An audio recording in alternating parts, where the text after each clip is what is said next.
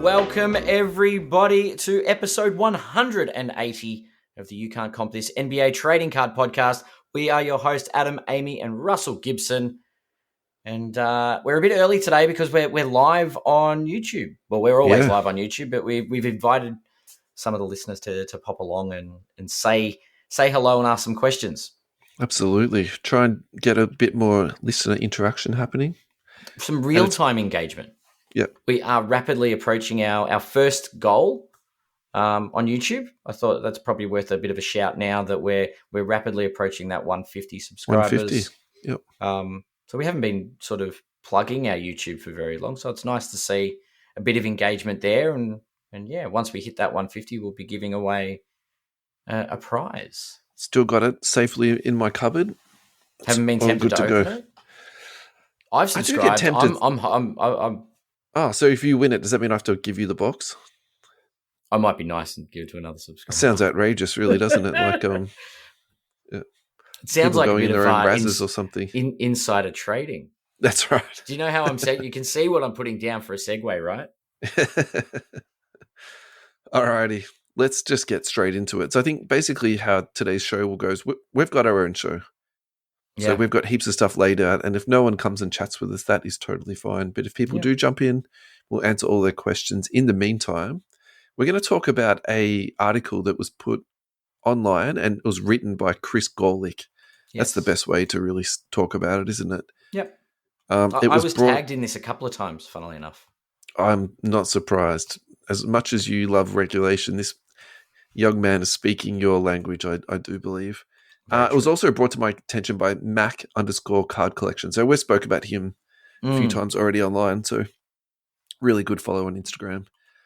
Look, I think I'm just going to turn this over to you, Ad. You know, we'd strongly suggest everyone go out and read the article. The article is entitled, "Is Regulation Needed in Sports Cards?"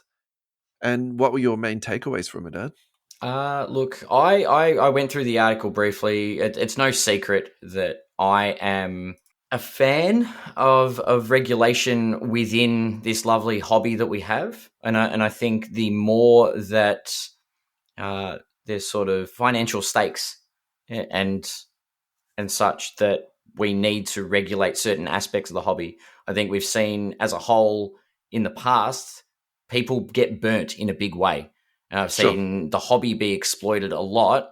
And my thought is, and I'm sure it's shared obviously in this article as well, that we are open to exploitation and there is a need for some kind of regulatory controls to protect people. Yeah, sure. So that's my initial summary, my initial 2 cents. I think the amount of parallels that are drawn between sports cards and we use it as it's not a literal connection, but a parallel between trading stocks and trading cards. Yeah. Now, on the stock market, and as I was joking before with regards to winning the box of Revolution, insider trading, that's not on in the stock market. For very good reasons, it's regulated. Well, they try to reduce the amount. Yeah, they try to. I understand that. Yeah. But it's not like an open market where people can just push narratives to drive prices. And I think we're open to a lot of exploitation in our hobby. So I think we should just really quickly say good afternoon to James and also to Al. Hope you're well, guys. And Al's first comment is that open to exploitation is an understatement. So, and I think that's what this article is really getting to. So I think you've really tapped into that really well. Just to quickly summarize, the analogy he was trying to make was a comparison between if you're gambling at Nevada and opening sports cards boxes, you know, what are the different controls in place? So the analogy he was putting down was that if you're playing a poker machine, you win a jackpot, but then the casino says, well, no, we're not going to pay it out. There's actually a high body that you can escalate that to. They'll come down and give you that. And so that there isn't that same overseeing, regulating body with basketball cards. It's Panini is self-regulate.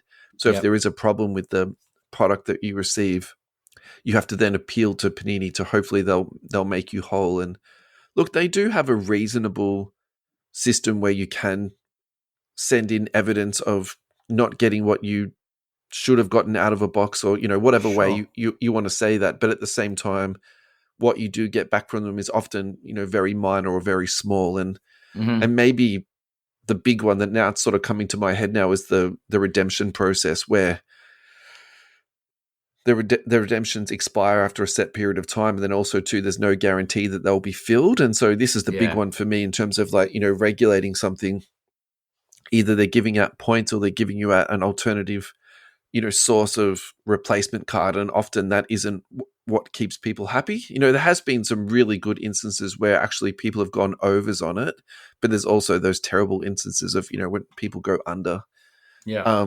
The next thing that he talks about in there is that, can you compare it to gambling, which I think is a whole other conversation altogether. And I feel like we could do an entire podcast on itself. But, is that something that when we're talking about regulation and we're talking about making sure this is a safe space for everybody, how do you change that definition of gambling to luck, I suppose, or with something else? What's your thoughts around that, Ad?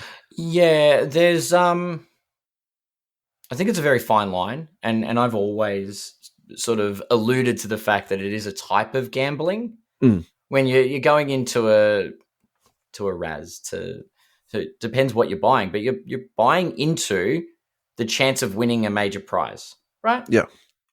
And realistically, it's a fine line between gambling, as in at a casino, versus a raffle. Do you know what I mean? Like, there are forms of you're putting in for something of monetary value.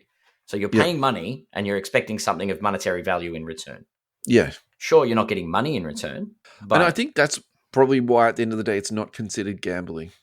Because you're not getting those instant returns. You're not getting the cash back. Yeah. And in the article, he speaks about people getting life-changing money. So the big one that happened in the last 24 hours is that Filth Bomb Breaks have allegedly pulled the 1-of-1 Steph Curry gold vinyl rookie card. Okay. So, if we're talking about, life-changing money. Life-changing, yeah. Like, that could be a $5 million card at one point. I think that's the type of card where, that could go for insane money. Okay, maybe 5 million is a bit of a crazy number, but let's say 3 million AUD, which is what, 1.8 or, a bit more than that in USD at the moment. So that's not a crazy thing to say. At one point, that card will get to that. But even when you get into the tens of thousands of dollars, that's serious money. Sure. Yeah. Do you know what I mean? Let's keep it like that. I just thought that was a good example. The live chat, I agree completely. That popped up recently, yeah. But these aren't, I'm spending $2 on a packet of cards and I might get a $50 card. Yeah. These are pieces of cardboard that have a supply-demand factor to them. Let's be clear on that. Yeah. Where if the demand for that particular player is high enough that we're talking tens or hundreds of thousands of dollars. Yeah. Now, I understand that Panini would like to regulate the way they deal with their own product. But I think the overarching side of this hobby is that we're not talking about $50 cards. We're talking about a secondary market here where there are tens, hundreds of thousands of dollars, and even millions of dollars being exchanged. Yeah, sure. Like, you go back to the golden auctions show on Netflix when they're talking about how many billions of dollars go into trading cards. They're focusing on the really big, You're talking stuff, about this kind of turnover, and you're also saying there's no regulatory body to actually, because this is it. What was and I'll use Golden as the example. All the photo matching, and then we go back to our lovely friends. Was it one? He's one of one. But it is. It's our social media regulatory body with card porn. Do you remember that? Like, let's build trust. And then we authenticate things that are not real, and that's millions of dollars of fraud. Like, if that doesn't demonstrate a need for a regulatory control on this hobby, then and I'm not saying regulate every single Facebook marketplace or, do you know, like where the little collectives of people are running $10, $20 sales on their cards. Yeah. But I think there's got to be some level of control when it comes to a significant, not a substantial amount, a certain significance in the value of a piece of cardboard. Yeah. So let's just dip back into the comments a little bit here. So we got Sean Alloway from Liftoff Cards. How are you, mate? and the long wait when dealing with them. So that's in regards to the redemptions Panini. that we're talking about before. Yep. And then Al's back in the comments again. So it is indeed gambling, despite Russ hating me for saying it all the time. The link between gaming loot boxes and problem gambling has been robustly verified, according to a report carried out by researchers at the universities of Plymouth and Wolverhampton. And card boxes are no different. So, look, I do agree with that, but probably like where I'd push back a little bit here is that I think if we overly regulate the hobby, I think it'll take a little bit of the fun out of it. I agree. I think the other part of it too is anytime you implement regulation and controls, that also costs money, which was, going to be coming from our pockets. So how they pay for this, that's something else I'd be interested to, hear about. But also too, it's like, so maybe we use loot boxes as a good example of that. So there was a pretty decent pushback on that recently because, a lot of money was being spent on the loot boxes in games, and then people didn't even know what the probabilities were, coming out of it. So I'll use the one that's the most in my mind because I'm playing a fair bit of FIFA at the moment. So when you click on the packs, it actually tells you now what the percentages are. So you're hoping to hit this card. If you buy this particular pack, it's a less than 1% chance of buying it. So then you're kind of like, well, actually, I don't really want to take a 1% chance to buy this thing up. I'm not going to buy it. I'm going to try and get the card in a different way. So I think if you then apply that back to trading cards and even Pokemon, I think we mentioned this at the same time now too, because it's the whole thing. Like, we don't want to overly regulate this thing that is kind of like pretty fun for us all to enjoy. At least know what your odds are of, getting that particular card, whether you do think it's worth opening that box or just going onto the secondary market and actually just buying the card that you want.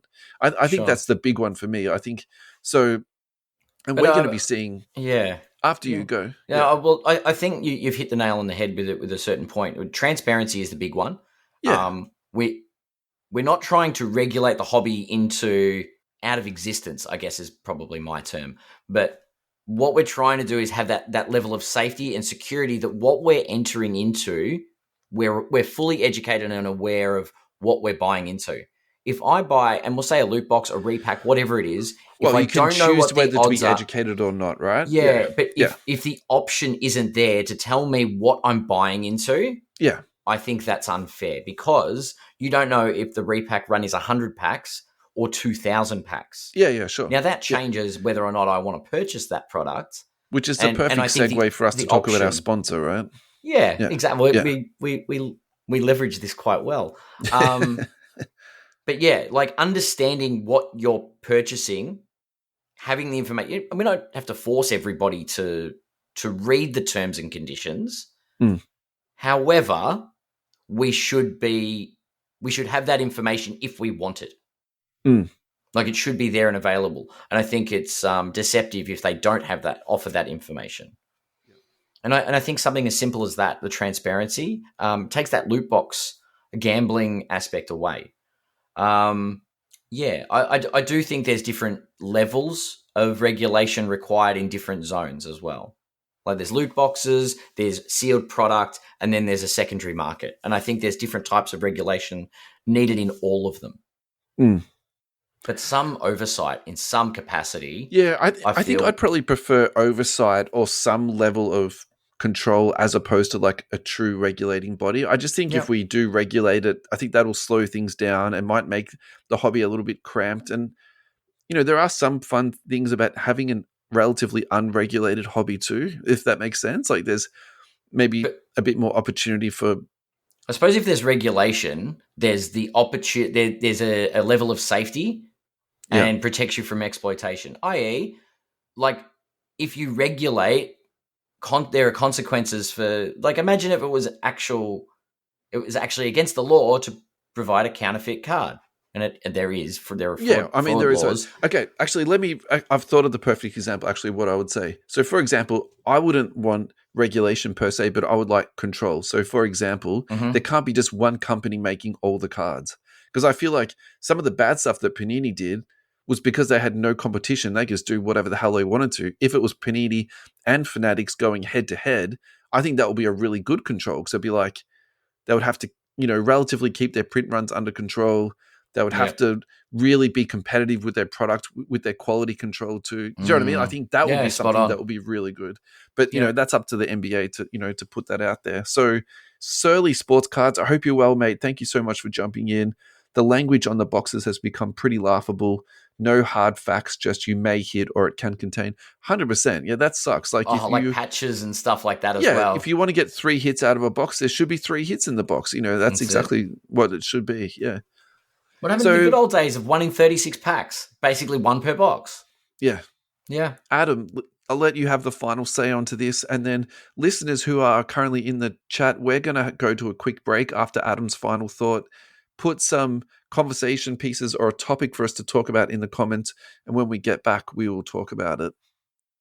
Yeah, I think overall, I think some kind of regulatory body, and I don't know if I'm going to segue and end up opening a can of worms here, but we've talked about Panini being the only regulatory body. I'm going to give you 3 letters right now to actually consider about how this is becoming a monopoly. PSA. If the only body that is the controlling authority on grading is PSA, is that going to be a problem down the track? Because we are giving them all of the power at the moment.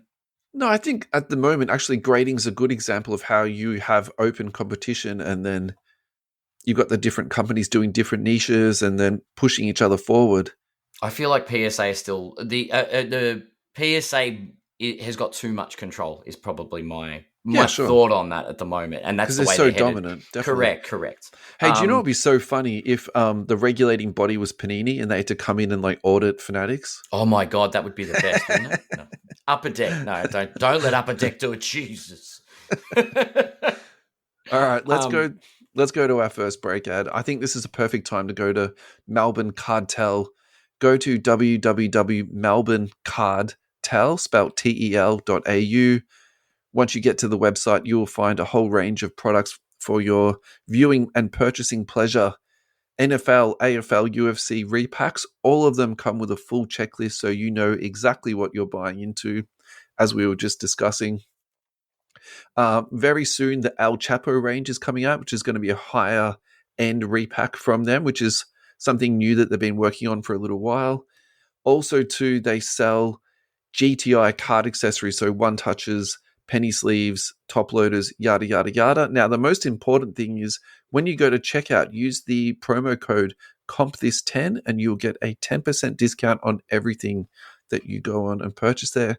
Thank you to Darren and the Cartel team for supporting us. We really appreciate it. Adam, we are back. How are you, buddy? I'm great. I just responded to the chat saying, well, so many yeah, nah, yeah answers. And that is literally what all card companies seem to be. All right. Have we got any questions from the listeners that we can talk about? No, it's more Al going on about Panini. Okay. So, in that case, no guarantees. It's just no. The whole chat is like the last few comments are very much a don't. The non-committal stance when it comes to card companies saying you may get this, you might get that. We can't guarantee anything, but there's a chance. Blah blah blah. Yeah. Actually, no. We've got CSG's potential bright spot that is real. Big company that I think market share has potential to grow was the last comment.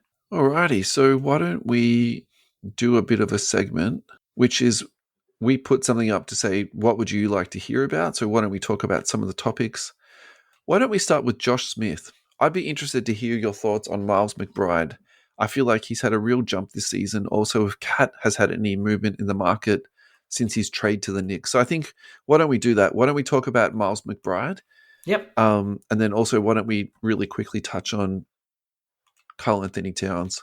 Cool. Should we start with Karl Anthony Towns? I think that's the easier one to talk about, Ad. Yeah, let's do it. Let's go to Cat. All right. Where are you at with Karl Anthony Towns? He's got a better spot in New York. He's enjoying basketball. Yeah. It's lovely. It's good to see. I don't think he's got, as far as his play goes, I think he's finally found a nice place to play. Yeah. As far as the hobby goes, I think the ship's sailed. Oh, really? I think he is what he is. Like, I just, do you see people jumping on board now and there being a crazy hype train for Cat? Or so I feel like we did talk about him in the last couple of weeks, so we can just really quickly recap this. he was the number one overall pick. There was, some huge prices that have been spent on Cat. All time, he was up to $1,400 at his peak. Look, before that, that wasn't the super crazy time. So even in 2018, you could pick up a Cat rookie for $600.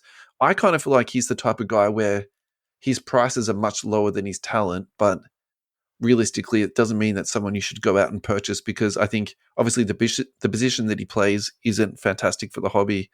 And also the market that he was in was Minnesota. So then, there wasn't a lot going on. But if you look at the last 6 months, he's up 28%.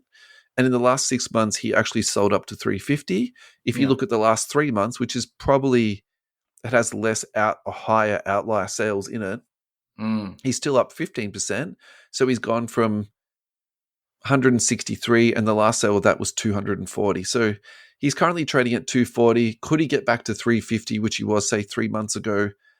I think 100%. There's no reason that he couldn't. I think the Knicks are going to have a nice deep playoff run. And kind of interestingly too, I think if they don't do well this year, there's still enough youth on that team in terms of, it's not like the Golden State Warriors where they're sort of age-wise, maxed out. I think next year they could still keep building, on top of this program and go back. I think the only risk for me is like Coach Thibs just tends to burn people out. So it's like Mikal Bridges is the Iron Man, but at some point Thibs is going to break this dude down, same as Jalen Brunson. There was a post going around on social media this week about how many minutes that the starting lineup of the Knicks has been playing together. It's like the top 7 lineups from the NBA in terms of minutes played, 5 or 6 of them was the Knicks. So I think, at some point they're going to get some injuries and, and that will probably slow down a little bit. And I'd probably put Cat into that same equation too. Like Thibs doesn't believe in load management and resting players and, keeping their minutes down. Like, so yeah, I think that's a risk, but at the same time, no, I think there's a lot of optimism to be had for Cat, particularly if you're buying into him, say 6 months ago, or even if you're buying into him now. So I think that's my very long-winded answer on Cat. we comment there. Cat rookie cards might not sort of be the go. Like, I don't think Knicks fans might be interested in acquiring Minnesota cards. So maybe Cat Knicks stuff when it comes out. Inserts. Is it going to be a Cat Kaboom? No, this year? I'm going to push back on that. I don't think that's true, because if you look at that, the only thing that's changed realistically in the last 6 months is his location, right? So, like, clearly, do you know what I mean? Like, clearly that's not how the market is playing out. I think people are like looking at this guy, looking at his talent, and it's possible he's going to be an all-star again this year. So there's a chance. There's a high chance. Yep, for sure. All right, let's talk about Miles McBride. This is a little bit more of a up my alley in terms of prospecting on someone, ultra low end here. So there's actually some good sales on this guy and a pretty big range of sales. So Immaculate RPA, it sold for $83 USD. I'll just round that up very slightly. A Green Prism rookie card sold for $3.25. But this is the one that's actually caught my attention the most. So the Fast Break Green 1 out of 5, that sold for $250 USD. So I kind of put sales like that, anything over than $100 for a prospect, I think is meaning that there's a lot of optimism in that space for that kid. And there are some crazy Knicks fans out there. I think this kid's got a lot of juice, actually, and I think he's got a bit of talent. So it's just more about him getting spots in the rotation, and that's a tough rotation to crack. Like, realistically, Jalen Brunson's not going anywhere. So that's what probably leads me to not buying into this guy heavily. I think it's fine to have 1 or 2 cards of this guy, but I wouldn't be putting my life savings into it. Yeah. I feel like there's a secondary segment that comes to my mind. What are you actually prospecting on when you prospect on a player? As in, are you hoping they become a top 100 player of all time? What is the reason you prospect? I think it depends on, obviously, the price of the card. Yeah. And then also too of, where you think that player is going to end up. Where their ceiling is. And that's probably why yeah. I'm a little bit stuck on McBride. It's like, I don't really see him becoming a starter. I don't particularly see him becoming an all-star or an all-NBA player. So for me, he's a little bit limited. And particularly in the current situation, like Brunson is really the engine that drives that team. So that for me is really limiting for other point guards. To answer your question, it's also about price point.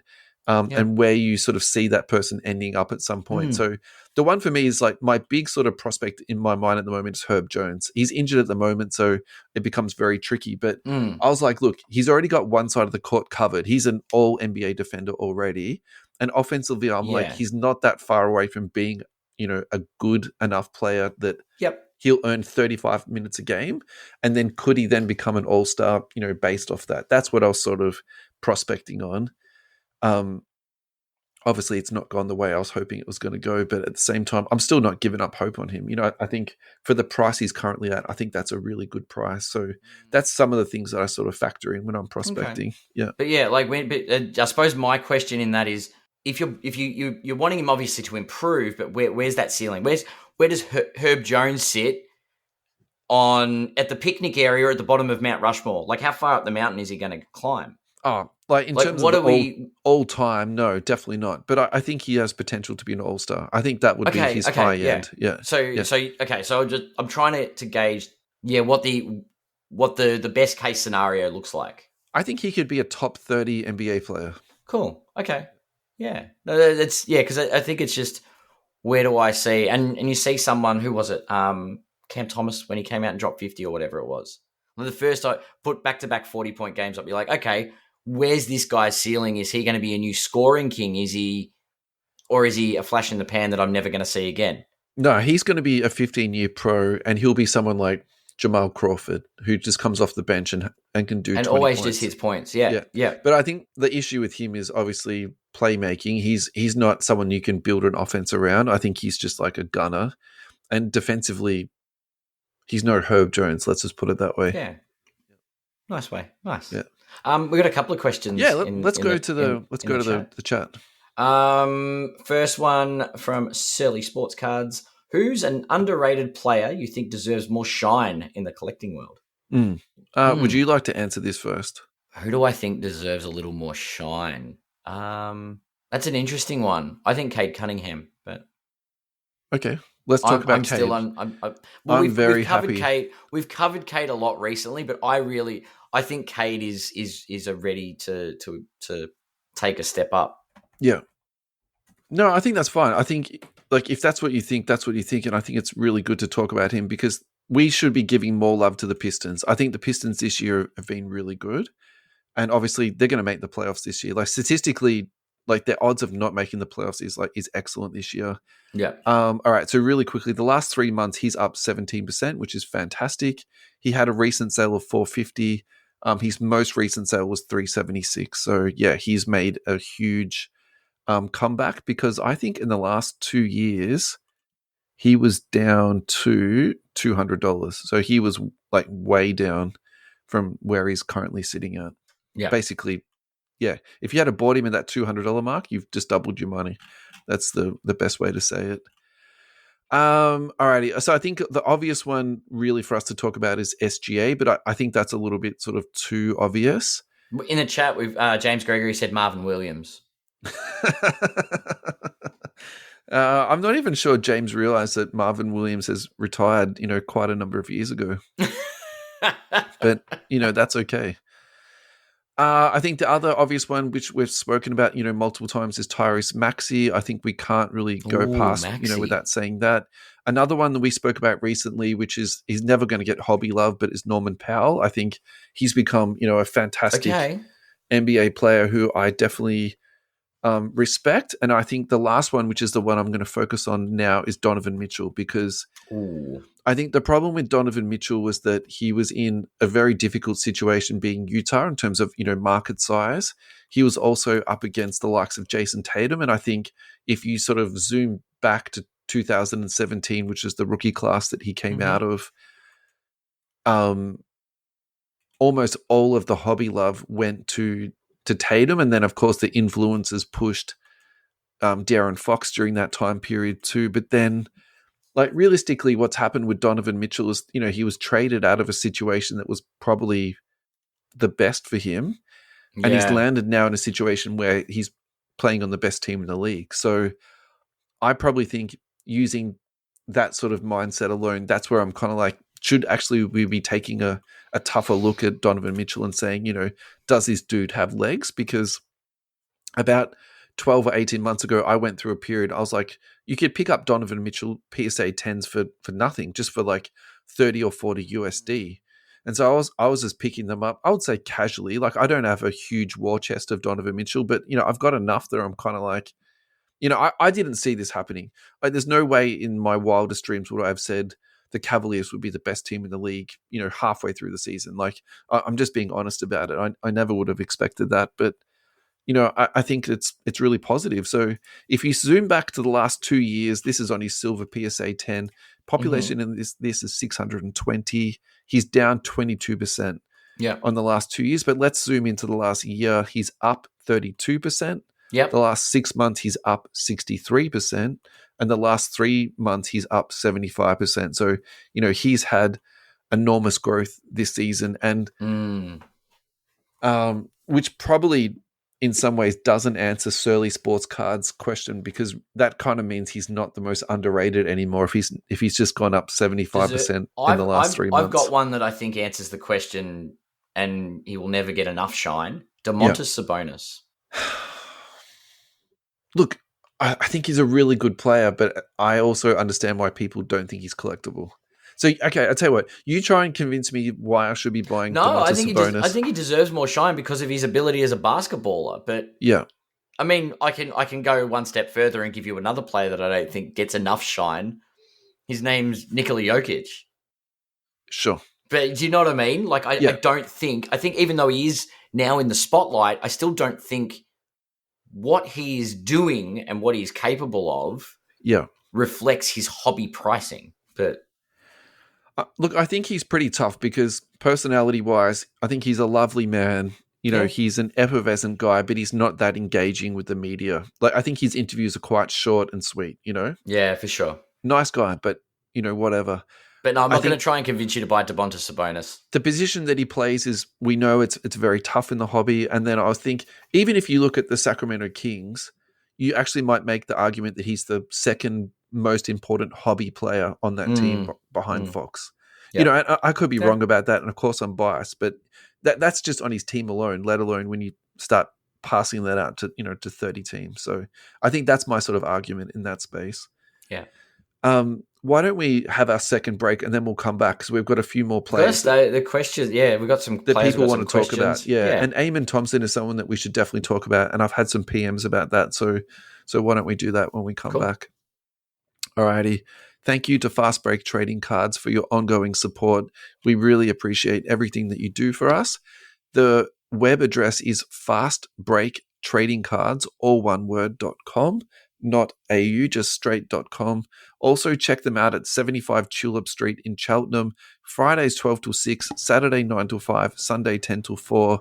They have a fantastic shop set up there for you. They've got higher end cards in their cabinets, lower end cards in the boxes there's some nice little pickups that you can fossick through there and get some stuff there. They've got Pokemon. They have got Disney Lorcana, One Piece, Star Wars, Fanatics Authentic Memorabilia. They've also got a grading service with the Hobby AU, if I'm saying that correctly, PSA, BGS. They do gift cards. They also do pre-orders for you. Look, it's a hobby shop that was made by hobbyists for the consumer. I think that's the best way and the biggest compliment that I can give their shop. Definitely check them out. Thank you so much to Fast Break Trading Cards for your ongoing support. Alrighty, let's come in hot. Let's do some listener questions. What have we got here? I've got a few in here. All right, you lead me off, Ad. I suppose I shouldn't go back to back with Surly Sports Cards, so we'll go with one from Al. Sure. What are your thoughts on the price of NT when there are no top rookie signatures in it? So actually, the price this year has been pretty level. It hasn't spiked that hard. Is that because of the lack of signatures? Certain signatures?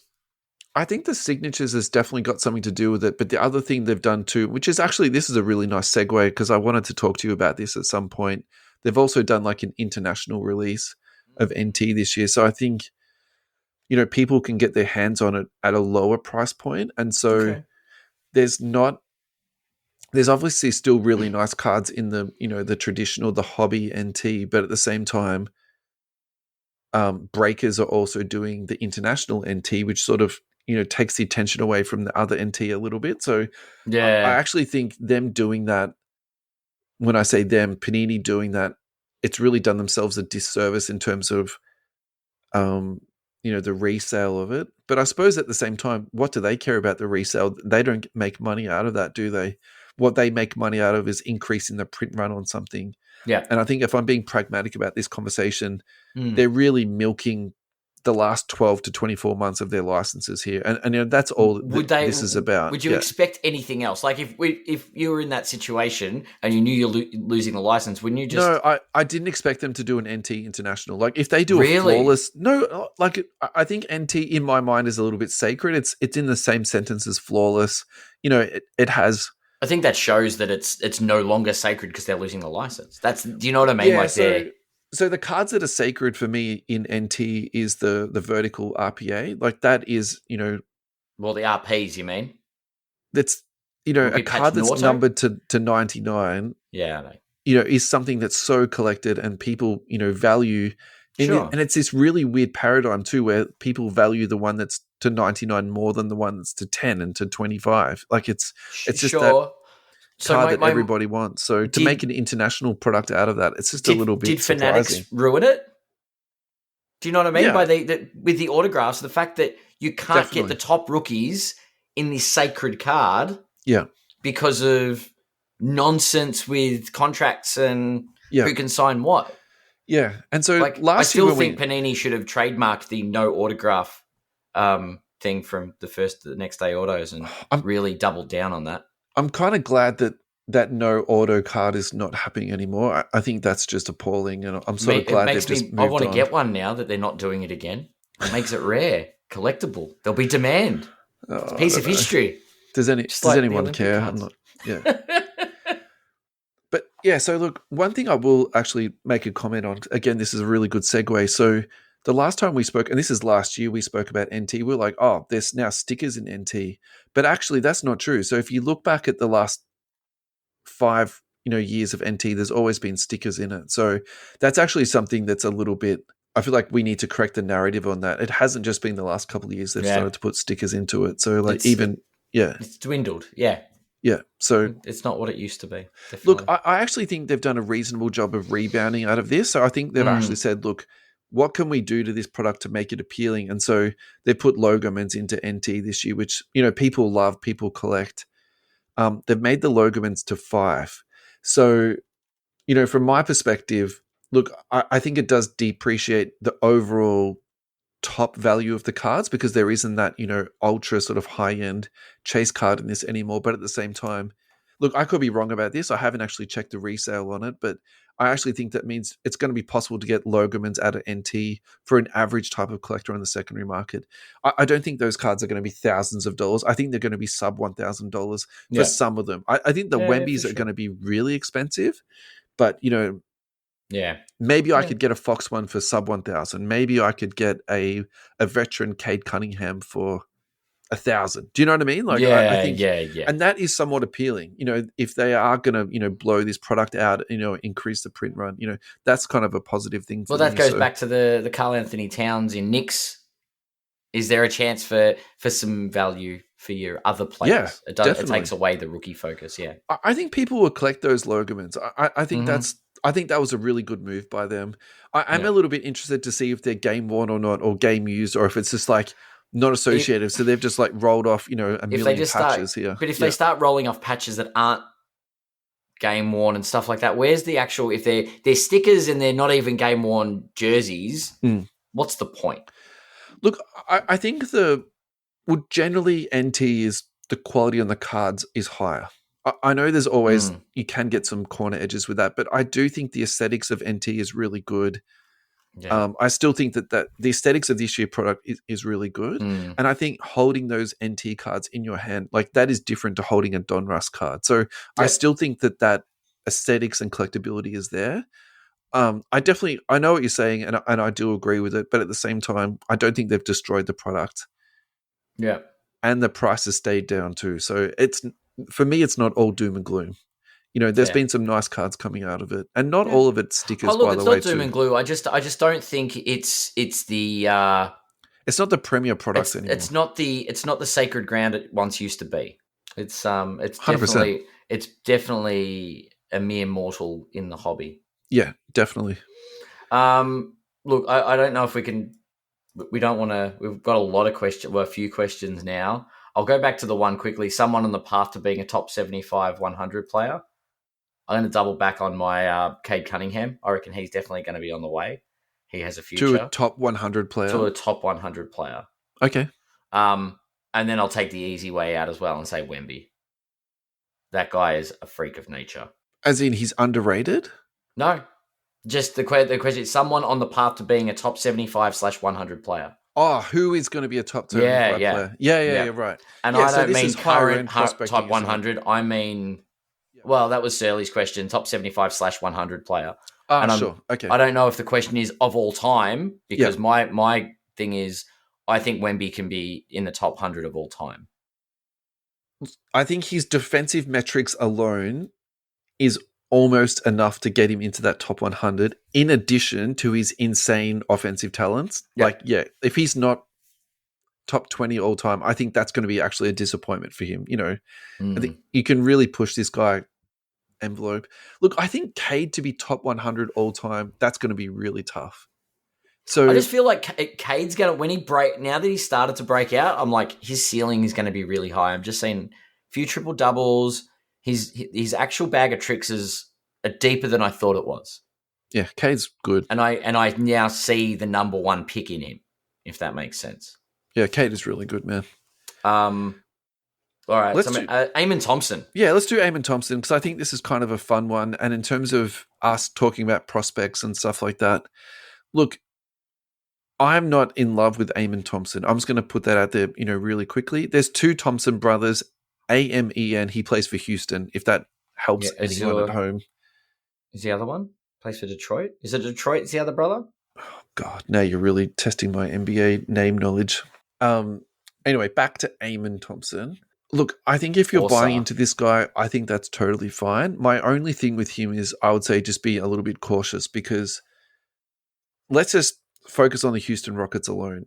I actually don't think he's top 3 on the Houston Rockets in terms of prospects. So I'm going to choose, Azure. Thanks, Sean. You're right. Yeah. So I'm going to go out to limb and say actually Şengün is number 1 hobby-wise for the Houston Rockets, and second is Jalen Green. And actually, I think for a little while, when Jalen Green first came into the NBA, I was like, this guy's overpriced. Then his prices went down, and I was actually worried, is this guy going to fall off the face of the earth?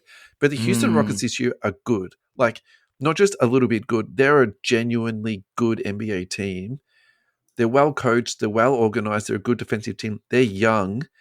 And actually, a lot of their offensive firepower is actually built around Jalen Green. And so there's a lot of things in my head. I'm kind of like, it makes me actually wonder if, as far as Houston's going to go, is directly tied to Jalen Green's offensive potential.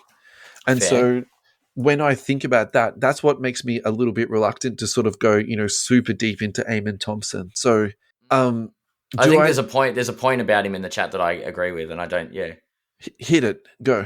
So Sean Alloway said Eamon will be the main person off the table if the Rockets push for a trade point for a scoring star. So a D Fox or a D Booker. Do you know what I mean? Like, he'll be the trade piece. Well, I think what he's saying when he says off the table, I think he means the piece they'll that hold him. Yeah, they won't and they'll trade away. the Jalen Green. Do you know what I mean? Like, who are they? Yeah, I actually think... I get what you're saying. I would put him on the table, but because he's undervalued, you keep him off the table, get rid of the higher performing star to get the bigger star, and then bring him up. Sure. Look, I think in terms of his contract value and all that type of stuff, I get it. I really see the value there, and how in terms of building a salary cap team, having Eamon Thompson makes you successful. I agree with that 100%. But I really think Jalen Green is going to be the star in that team if they sort of go to that next level. So, and also too, Fair. Who would you trade get Jalen Green for to take you to that next level above that?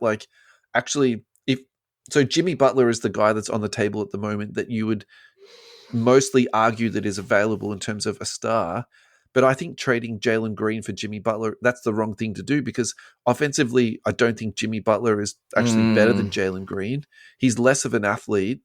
He's definitely a better defensive player, but then you have to factor in the age factor then too. Like Jalen Green is still, really young. And, I think that's the other thing that's exciting about Houston now. It's like, that team is really young and really talented. So it's interesting about the trade questions because my big thought this season, and I think this season highlights it, I think it's been happening a lot recently, is the teams that are staying the course and not trading for the big star are growing and becoming better teams. Yeah, definitely that continuity of teams. So like Cleveland is like the 101 team on that, isn't it? It's the Thunder. Yeah. It's So let's do some prices on Eamon Thompson. Look, I think if you're buying this guy at the moment, I think it's totally fine. Green Prism rookie card for $1.78. A Spectra patch to $149. That's a 2-color Spectra patch for $15.50. A Silver Select rookie card for 99 cents. A Monopoly card for 99 cents. Look, I think if you're buying into this guy, I think that's fun. I think that's exciting. Even if he bottoms out to nothing, you're not going to lose any sleep over it. You can collect this kid. You can watch him on League Pass. Like the Houston Rockets are a League Pass team at the moment that you should be watching. Look, that's totally fine. Look, I think just for me, the narrative in my head is like, should you actually be buying up Jalen Green at the moment? I actually think that's almost like a more fun conversation because, could he be exploding out into that next sort of superstar, level? So I think that's what's kind of more on my mind when I think about the Houston Rockets. Yeah. Hey, man, we got to go to another break. Sorry. About Dylan Brooks? You're not thinking Dylan Brooks? I really hate that guy. I know you're trying to set me up here to I have no love, no hobby love, no actual out of the hobby, no nothing. No, Dylan Brooks can disappear into the void. US Sports Cards Australia is our third and final sponsorship for today's show. So thank you so much to Ross and Michael at US Sports Cards Australia for your undying love and commitment to me over the years. I think that's the best way to say it. USSportsCardsAustralia.com.au have breaks, wrestling, Major League Baseball, NHL, pop culture, soccer, as in football, FUTBUL. I think that's how they spell it in America. Ross has also been working diligently on Check Out My Cards Australia. He's now got a seller login page, a submission form, and also if you want to go on and buy the cards, just click on the 3 little noodles at the top left-hand side, go to the singles category. Ross has gone all OCD and broken everything down. NHL, MLB, NBA, NFL, soccer, TCG, UFC, pop culture, WWE, racing, and then it's all into year and also then to the product type. So Ross, congratulations on manifesting your OCD into a very positive thing. If you're looking for some toys, we've also got some water pistols up for sale on there too. So thank you so much, guys, for your ongoing support. Alrighty, Adam, we're back. How are you doing? I'm doing well. I think this has been fun. It has. This has been a lot of fun. It has, yeah. Did we answer all the questions out of the live chat from before? So I'll give you some of the highlights here because it's been back and forth. But I've got Surly Sports Cars. Been watching some Cavs lately, and Evan Mobley is pretty damn good. Yeah, Mobley's good. So maybe a bit of a chat on Mobley. The other one was James Gregory. How is Derrick Rose rookies going now that he's retired? So maybe a quick check-in on D Rose. Yeah, we can do Derrick Rose. And then, just people clarifying. Or the other Thompson brother plays for the Pistons. Yeah. And then Sean did say if Jimmy Butler goes to the Rockets, he'll eat his whole Rockets PC. Yeah, I mean, I think that the headline there would be Houston, we have a problem. Why would you crash the rocket ship by sending Jimmy buckets there? I'm sorry. But I actually could see the head coach being in on that. Like trying to get him. Yeah. Really? I kind of see how those two personalities are crazy competitors, a bit insane in terms of their but it's what would you give up for it? And I think if you gave up Jalen Green, that would be too much. But and your supporters, obviously, I think. Giving up your fan base. I don't know. I don't think they've been supportive of it. Young growing team. I think it's great. But they're the two main questions out of the chat. All right, well Um, let's talk Derrick Rose. So 2008 Topps Chrome Derrick Rose, card number 181. So let's talk about the refractor. This is actually kind of a cool one to talk about because the population on the PSA 10 on this is just 11. okay. And so we actually need to go to the all-time sales data on this because actually these get sold very, very infrequently. In fact, we can recap every single sale ever on this. That's how many sales of it there's been. So one sold for Wow. $32 in 2009. Another one sold for $148 in 2012. Then between 2012 and 2021, there's no sales data. That doesn't mean there's no sales of it, but there's no sales data there. And it sold for 1,300. Obviously, this is peak COVID time we're now talking about. And the most recent sale was very recently, and that sold for $574. In Look, October at 2023. Yeah. $574 for an MVP rookie card with a population of 11 on it, I actually think that's a really good buy. It's an interesting And one. probably what we should do now is also look at the BGS. There's actually no BGS data on this one, so Well, the next one down is There's a little bit more on the 9, PSA 9. oh yeah, you're right. There's a lot more sales data. Pop You want to run 82. through that? There's 30 sales that are going from like $18. Most recent is $200, which was Yeah, right. on the 7th of January this year. So that may have sparked like a recent couple of sales around the $200 mark for PSA 9. Yeah, it looks like they were sort of floating between 80 and $175. Yeah. And then, so to answer James's question specifically, yes, there has been a bit more activity on this card Yeah. since his retirement thing. But I'd probably say for me, the big thing about Derrick Rose is that his character recovered after that legal case that he had. Because I really think that there was a little bit of a cloud hanging over his head. So Yeah.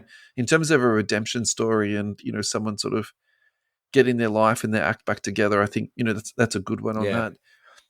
I do actually think this is an interesting one for us to keep in mind for future shows in terms of comps ad. It's like if this is a former MVP of the league with a low population like this, and this is what his current prices are, do you almost use that as like a measuring stick for, say, I think his career was very different to the trajectory. Like early MVP, but then nothing really. Do you know what I mean? Like the fall from grace, you'd call it.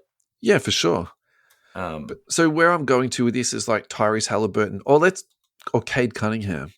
Like Halliburton hasn't had an MVP, and neither has Cade Cunningham, but still their cards are like a lot more expensive than what you're paying for a Derrick Rose. And so, do you know where I'm sort of going with this? Yeah, It's yeah, like, yeah. Well, you got actually, someone that's won an MVP and then never won again. You got Russell Westbrook. Is he a comparison? yeah, Westbrook is funny. There's like, I would say the population on Westbrook stuff is probably about the same as Rose, though it's super low. So actually, Halliburton is down, man. So the last sale on Halliburton's $159 for a silver PSA 10. Pop on that's $422. So that's actually relatively comparable, isn't it, to a Rose? But using that metric, I'd probably prefer to have a Rose then. Oh, it's a PSA 9 though, isn't it? Right. 2008 Topps Chrome Russell Westbrook Pop 4. Last sold $1,920. Yeah. I think the big thing on that's the population though, isn't it? Yeah, probably. Pop 4 on that. Yeah. Yeah. Last sold November 2024. So it's not. Yeah. Yeah. It's interesting. All right. Sean is vomiting about my comments about the Houston Rockets before. Then he went on to say, that's a good price just to have, even if you never sold the Derrick Rose rookie, just having your collection would be so damn cool. Yeah, 100%. Yeah. I think there's nothing wrong with sitting something like that in your collection. And I also think too, we talk about the long-term hold on, very particular cards. I think if you're picking up something like that, that's, a former MVP of the league is ultra low pop, it's pretty unlikely that the population on that is going to spike up to 200 or 1,000. It's never going to get to 1,000, but even say 100 or 200. Yeah. I think that's like it's a nice little long-term hold. Surly Sports Cards, Hallie spent the offseason reading his own press and he's suffering from this season. Yeah, look, I mean, is Halliburton suffering this year, or is I think he's just enjoying the bus ride, just like he did at the Olympics. Or is just some of the shine come off, a little bit of the Halliburton like hype train that people are on? I actually don't think he's playing badly this year. I think Indiana are just going under the radar. Mm. You watch. They could just be a force to be reckoned with come the off season. Yeah, maybe. Who knows? Alrighty, so we did a segment a while back called "The Sooks of the NBA." Al Keynes has answered this one. He said Jimmy Butler, Ben Simmons, James Harden, and Joel Embiid. I think for me, the reason why I put Embiid up as the picture on that post is because Embiid is just my most hated sook at the moment. I think someone else as an honorable mention has got to be Luka. That's my big one too. Here's the new LeBron wins, yeah. Like Ben Simmons shouldn't get a mention. The guy barely plays anymore. And does he sook that much? I mean, he more sooks in terms of like getting himself onto the court and, getting his act together. True. That's true. So listeners in the chat, who do you think your biggest sooks are in this league? And Adam, who do you think I'd say your Luka. most Luka for sure. At least give me 3 because I feel like Luka's just easy pickings for you. Luka, and then Luka Senior, LeBron James. Yeah. And then I thought Luka Senior was James Harden though. Maybe they're the 3. Okay.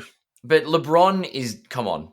You've got to say, since that J.R. Smith moment, I think that meme of LeBron just like hang on a second. He does that to the refs all the time. I'll defend LeBron on that. If you've got a teammate who's a professional athlete who's dribbling literally the opposite end of what they should have been when they should have been getting up a shot instead of milking the clock down, like he deserved that the look that he got. Yeah. Yeah. I was gonna say is Giannis becoming a sook, but not really. I feel like those big players that don't get calls because they're physical. Yeah.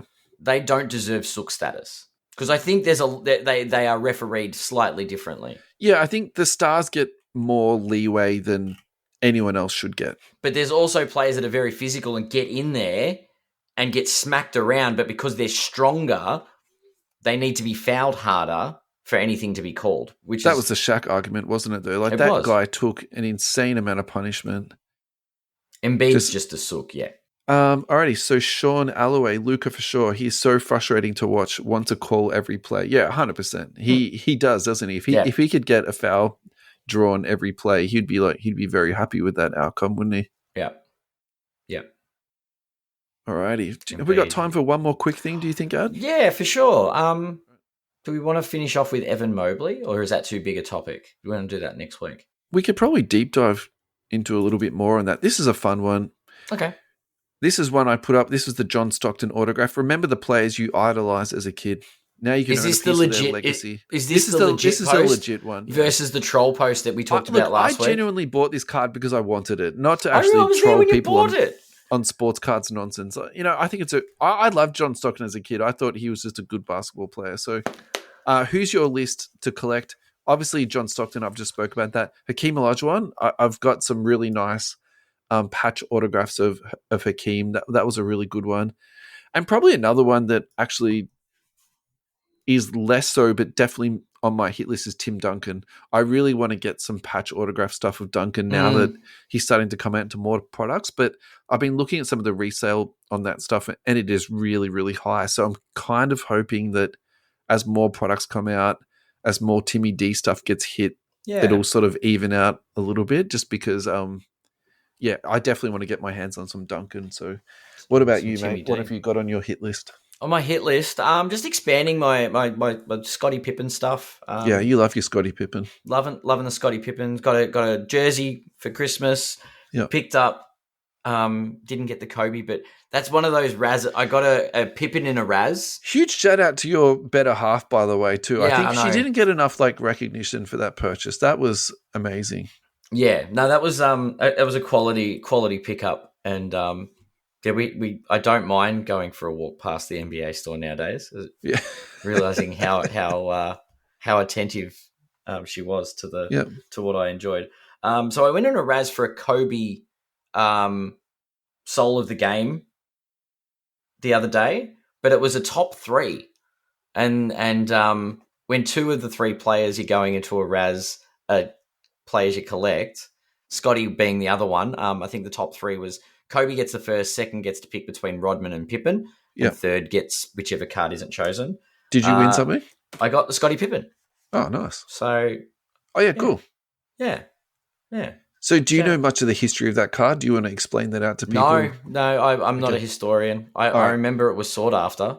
So why don't we should do a segment on that too and do like a bit of a They've made a bit of a deep dive resurgence. into it. Yeah. Maybe, so that's a fun one to look at because the art in that is really cool. It's a fun insert. It's original. It's very original. Yeah. And it's a hell of a set list too. Because we've got some greats. There's a Jordan, there's a Kobe. They're probably the biggest two in that set. There's a Shaq. There's a lot. Yeah.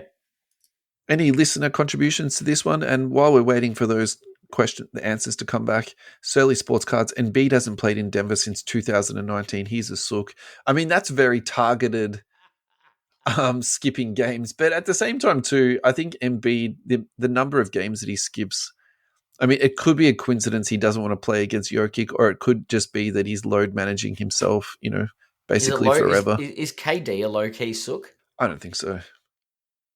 I think KD just gets a lot more crap than what he deserves, to be honest. I don't know. He started sooking when he created a bunch of burner accounts, and since then he's learned his lesson after a few trips around the league. It's kind of fun that the fact that he's like an NBA star who has burner accounts to talk to people online, though. Like, I think that to me is the funnier storyline there. He's gone from hero to villain, crying in his MVP acceptance. He's probably got like $500 million in his bank, but then he's sitting on Twitter like talking to some random troll. Yeah. You know what I mean? Like yelling at kids on Fortnite. Yeah. Sean Alloway, trying to move those Akin patch orders. I'm not trying to move them. I'm trying to collect them, Sean. I'm sorry. Thank you for the offer to try and purchase some, but I'm definitely not trying to offload. Those Akin ones are staying with me. What about yourself? Do you have any players any things you're looking to add to this year? In terms of my childhood PC, no. I feel like I touched on those, the Hakeem, the John Stockton. I'm pretty happy with that. Yep. Tim Duncan is definitely on my hit list. But I think this year is hopefully going to be Nikola Jokic, rookie. Yeah. That's going to be the one I'm hopefully going to add to my collection. That's because I've been saying that for the last 6 months, I feel like. So I think I need to double down on my Steph Curry thoughts. Did I mention this to you? I've been putting in comp offers and even above comp offers, and they're being knocked back. So I think at the moment people are actually holding out to sell much higher, which sort of makes me think that he's trending upwards and people still think he's got a lot more legs into it. Like given normally the going rate is 80% on comps, I would agree. Yeah, well, I suppose on eBay you need to make a comp offer because you got to lose 20%, to eBay. So that's that sort of 80% offer, isn't it? But yeah. Even above comps, and then the offers are still being knocked back, which is kind of a good hobby take, really, isn't it, of how popular he is at the moment.